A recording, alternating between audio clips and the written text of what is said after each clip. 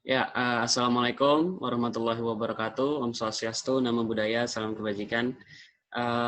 Kami dari kelompok 1 kali ini akan membawakan presentasi mengenai komunikasi verbal dan komunikasi nonverbal.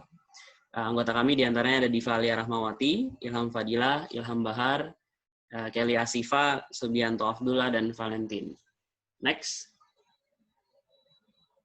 Ya, pertama kita mulai dari pembicaraan atau tema komunikasi verbal. Next. Nah, ini ada menurut ahli ya, menurut Mulyana 2012, bahasa verbal adalah sarana utama untuk menyatakan pikiran, perasaan, dan maksud kita. Bahasa verbal menggunakan kata-kata yang merepresentasikan berbagai aspek realitas individual kita. Komunikasi verbal ternyata tidak semudah yang kita bayangkan. Simbol atau pesan verbal adalah semua jenis simbol yang menggunakan satu kata atau lebih. Ya, jadi bahasa verbal itu lebih ke menggunakan kata-kata ya menurut Mulyana ini untuk merepresentasikan sesuatu hal. Next akan dibacakan oleh Keilia Siva. Pengertian komunikasi verbal. Komunikasi verbal secara umum adalah komunikasi yang berbentuk tulisan ataupun lisan. Contoh yang bisa kita dapatkan dalam kehidupan sehari-hari dalam melihat komunikasi verbal adalah dengan penggunaan kata-kata yang disampaikan oleh manusia. Jika penggunaan kata-kata adalah bentuk lisan dari penggunaan komunikasi verbal, maka bentuk lainnya adalah tulisan. Komunikasi verbal berbentuk tulisan bisa juga kita jumpai pada surat-surat, atau zaman sekarang banyak dijumpai di aplikasi chat di dalam ponsel pintar milik seseorang. Selanjutnya akan dibacakan oleh teman saya, Valentin. Selanjutnya ada faktor dan jenis-jenis dari komunikasi verbal. Yang pertama ada faktor, yaitu ada faktor biologis, faktor pengetahuan, faktor kepribadian, faktor inteligensi, faktor pengalaman, dan faktor budaya. Kalau faktor biologis, biasanya faktor ini membuat seseorang tidak dapat berbicara dengan baik karena memiliki cacat dari lahir atau tunawicara. Kalau faktor pengetahuan, biasanya orang yang memiliki pengetahuan yang tinggi akan mendorong dirinya sendiri untuk berbicara dengan lancar. Hal ini dikarenakan biasanya orang yang memiliki pengetahuan yang banyak dan tinggi memiliki perbedaan kata yang banyak. Sedangkan faktor kepribadian adalah faktor dari orang itu sendiri, seperti halnya orang yang memiliki sifat pemalu atau pendiam. Orang yang memiliki sifat pemalu dan pendiam ini cenderung akan lebih sedikit berbicara karena tidak terbiasa melakukan komunikasi dengan orang lain. Selanjutnya ada faktor inteligensi, tidak jauh dari faktor pengetahuan. Faktor ini merupakan salah satu faktor dalam komunikasi verbal yang orang yang memiliki inteligensi tinggi akan lebih banyak memiliki perbendaharaan kata, dan orang yang memiliki inteligensi rendah cenderung memiliki perbendaharaan kata lebih sedikit. Kemudian ada faktor pengalaman. Biasanya faktor pengalaman, inteligensi, dan pengetahuan ini saling berkaitan, karena orang yang lebih banyak berkomunikasi dan lebih baik dalam berkomunikasi adalah orang yang memang lebih sering berkomunikasi dengan orang lain. Dengan begitu, orang yang seperti ini akan lebih lancar dalam berbicara. Selanjutnya ada faktor budaya. Kalau faktor budaya, biasanya berdasarkan dari bahasa yang berbeda-beda, terlebih negara yang memiliki banyak bahasa seperti Indonesia.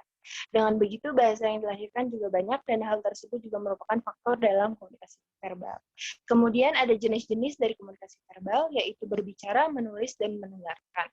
Kalau berbicara, merupakan salah satu media dari komunikasi verbal, adalah sebuah kemampuan seorang dalam mengungkapkan dan mengekspresikan ide dari pikiran lewat lisannya. Kemudian ada menulis. Menulis itu melahirkan pikiran atau perasaan seperti mengarang, membuat surat dengan tulisan. Selanjutnya ada mendengarkan. Mendengarkan adalah proses menangkap, memahami, atau mengingat dengan sebaik-baiknya apa yang didengar atau sesuatu yang dikatakan komunikator kepada komunikan. Selanjutnya akan dibacakan oleh teman saya. Komunikasi nonverbal.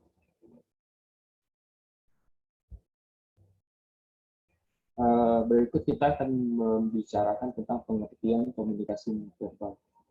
Komunikasi nonverbal adalah sebuah metode dalam berkomunikasi, namun berbeda dengan komunikasi verbal. Komunikasi nonverbal dilakukan dengan orang lain tetapi tanpa menggunakan kata-kata. Komunikasi nonverbal lebih mengarah kepada komunikasi menggunakan tindakan. Kemudian komunikasi nonverbal mencakup semua rangsangan kecuali rangsangan verbal.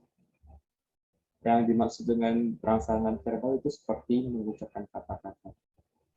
Dalam suatu setting komunikasi yang dihasilkan oleh individu dan penggunaan lingkungan oleh individu yang mempunyai nilai pesan potensial bagi pengirim atau penerima. Jadi definisi ini mencakup perilaku yang disengaja juga tidak disengaja sebagai bagian dari peristiwa komunikasi secara keseluruhan.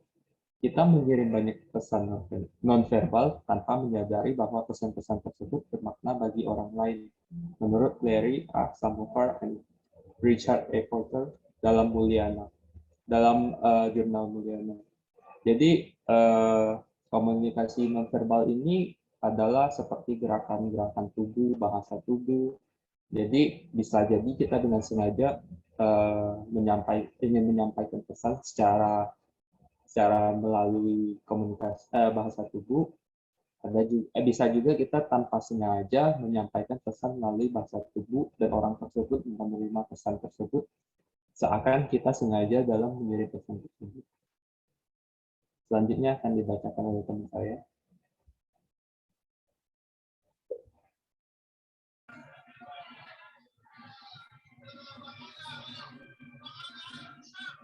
Jenis-jenis komunikasi nonverbal. Yang pertama ada gerakan tubuh, yaitu bentuk-bentuk dari gerakan tubuh ini meliputi kontak mata, isyarat, sikap tubuh, dan ekspresi wajah seseorang. Yang kedua ada prosemik atau bahasa ruang. Prosemik merupakan jarak yang digunakan ketika berkomunikasi dengan orang lain. Selain jarak, prosemik juga termasuk dengan tempat dan lokasi di mana kita berada dengan lawan bicara. Yang ketiga adalah kronemik. Kronemik adalah penggunaan waktu dalam komunikasi nonverbal. Penggunaan waktu dalam komunikasi nonverbal ini meliputi dari yang dianggap cocok bagi suatu aktivitas. Jadi dari jenis-jenis komunikasi nonverbal ini bisa dilihat kalau gerak tubuh itu meliputi kontak mata, isyarat, dan sikap tubuh. Jadi setiap kita berkomunikasi pasti ada gerakan tubuh dari lawan bicara kita. Nah, itu yang dimaksud dengan komunikasi nonverbal. Juga dengan prosemik, tempat dan jarak saat kita berkomunikasi juga itu merupakan komunikasi nonverbal. Kronemik adalah waktu yang digunakan saat kita berkomunikasi. Jadi misalkan kita saat malam kita belum pulang dari beraktivitas gitu, tiba-tiba ibu kita nelpon gitu, nah pulang nggak masih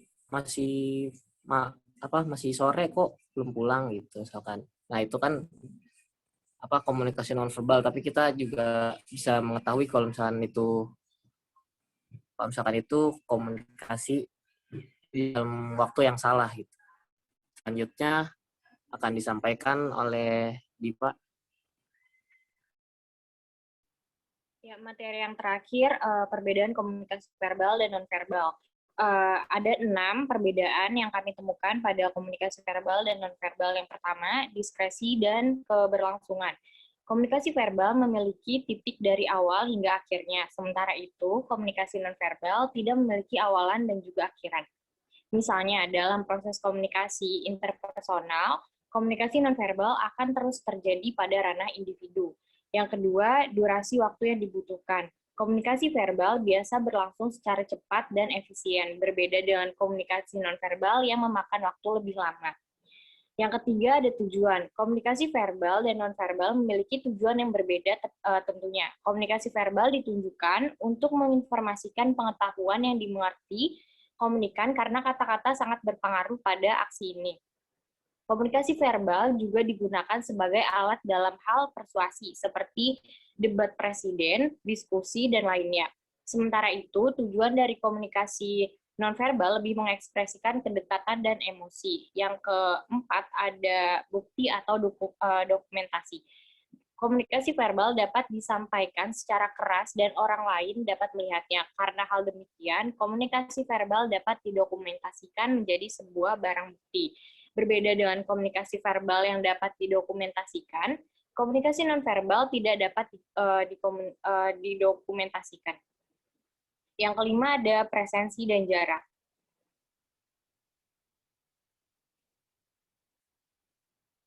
Komunikasi verbal dapat digunakan dalam berbagai bentuk surat, pesan singkat, dan telepon. Dengan demikian, jarak bukanlah hal yang menjadi masalah dalam komunikasi verbal.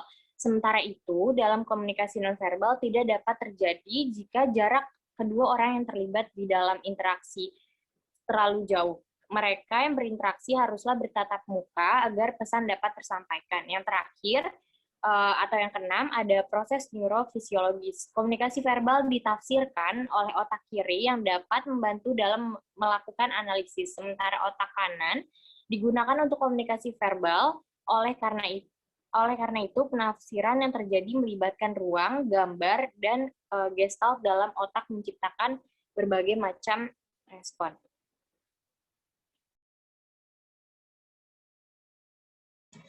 Saya ambil alih kembali. Sekian presentasi dari kami. Terima kasih. Jika ada pertanyaan atau saran atau penambahan-penambahan dari teman-teman, bisa dituliskan di kolom komentar. Sekali lagi terima kasih. Wassalamualaikum warahmatullahi wabarakatuh.